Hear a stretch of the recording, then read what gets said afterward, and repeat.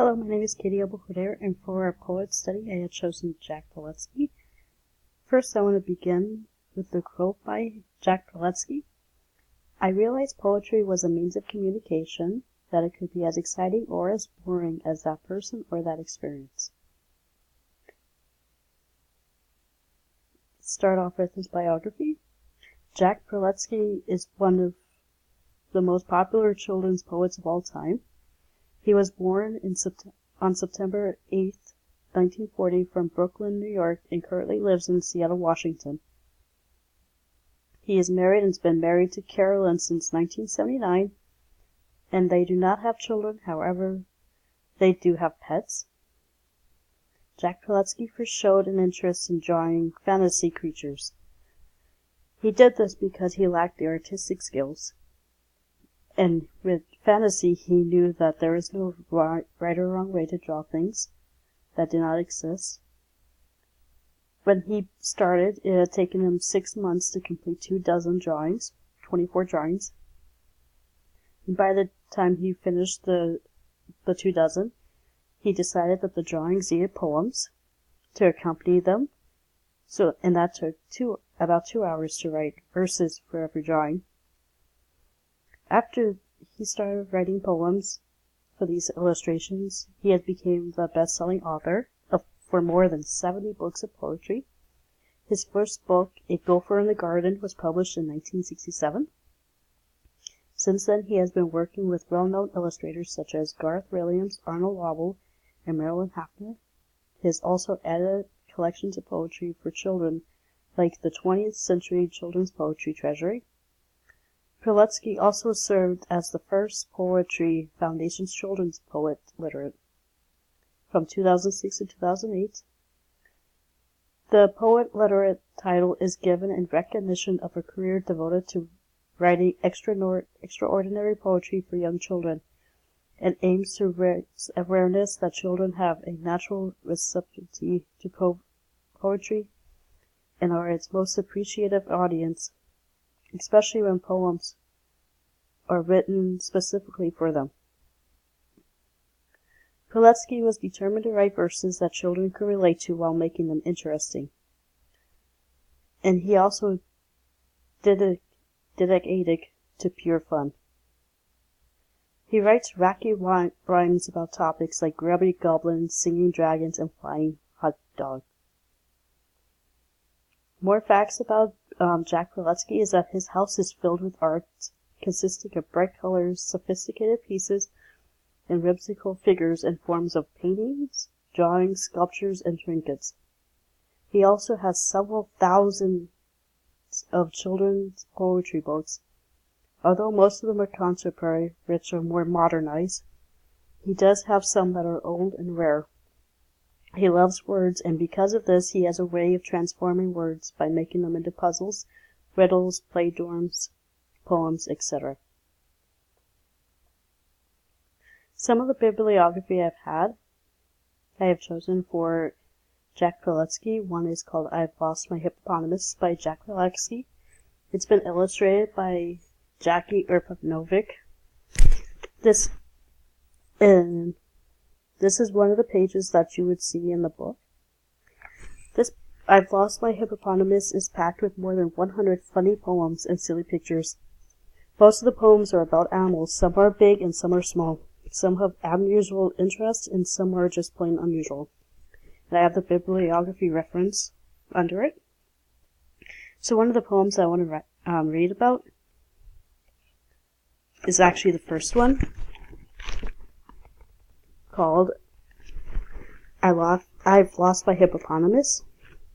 I've lost my hippopotamus. The situation's weird. 1 minute she was next to me, then poof, she disappeared. It's hard to lose a hippo, for a hippo's truly huge. I'm sensing something's fishy. Some unsavory subterfuge. I've searched and searched with no success. I've yet to find a clue to her status or location. I'm unsure of what to do. If you spot a hippopotamus, where usually there's none, please let me know. The odds are good you found my missing one. So her hippopotamus was hiding under the bed. Let me see if I find another one that's kind of silly. Jack Prelutsky has a lot of silly poems, and he has he's turned a lot of them into these books. Okay, let's see. Okay, My Elephant Paints Pictures. My elephant paints pictures, gems of color, shapes, and line, aesthetically superior to every one of mine. His drawings are exemplars of fluidity and grace. I scribble worthless doodles I should probably erase. He shapes exquisite statues, using nothing but his trunk. I sculpt atrocious eyesores, unadulterated junk. Though I lack his native talent, nonetheless I'm sort of smart. So I've started taking lessons from my elephant in art. So he has fun creating poems using just different objects. And from page 33 is also in the book. That's one of the pages.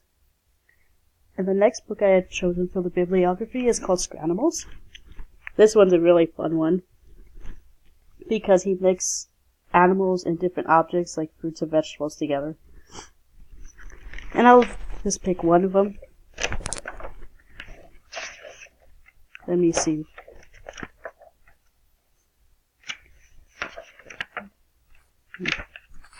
Okay. Potato Toad. I remembered this one when I was young. When I was in grade school. I used to read this one.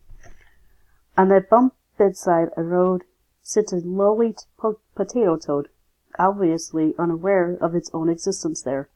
On its coarse and warty hide, it has eyes on every side, eyes that fail apparently to take note of what they see. It does not move, it does not think, it does not eat, it does not drink. It does not hear or taste or touch. The potato toad does not do much. The day is hot, the ground is parched, and yet it sits as if it's starched, to pose immobile by a road sufficient for potato toad. Potato toad. And the back again shows the different ones. And throughout the book, every page goes through the section of the island. And here are the awards the book has won. It has won in 2002. It had won 3 awards. 2003, 2 awards. In 2004, it had won 2 awards, and in 2006, it had won 1 award. Another book I don't have on me, however, it's a really popular one by Jack Prelutsky, The New Kid on the Block. There's a new kid on the block, and boy, that kid is tough. That kid punches hard. That new kid plays real rough. That new kid's big and strong, with muscles everywhere. The new kid tweaked my arm. The new kid pulled my hair. In this book it begins the exploration. It has over 100 poems about things you may never have thought about before. And you get introduced to like jellyfish stew, bouncing mouse, a ridiculous dog, boneless chicken, and unexpected new kid. And so I had also chosen a poem since Thanksgiving is coming up. I went Hungry on Thanksgiving by Jack Prelutsky. I was hungry on Thanksgiving, but I couldn't eat a thing. I couldn't eat a drumstick, and I couldn't eat a ring. I couldn't have the pickles or the gravy-colored rice. The pumpkin pie was luscious, but I couldn't have a slice. I was starving for some stuffing, or a tasty yellow yam, or a puffy little muffin spread with homemade berry jam. Our dinner looked delicious, but I didn't dare to touch. I went hungry on Thanksgiving. My new braces hurt too much. By Jack Prelutsky. Here are my references. And for my activity assignments, I found something through a teacher's guide source about creating a scranimal, like what these are. So the students will come up with ideas. They will switch ideas by picking through a bag, and they will draw their own scranimal and write a poem about it. Then eventually they would share their idea to the class and then hang their projects outside on like a hallway. Thank you for listening.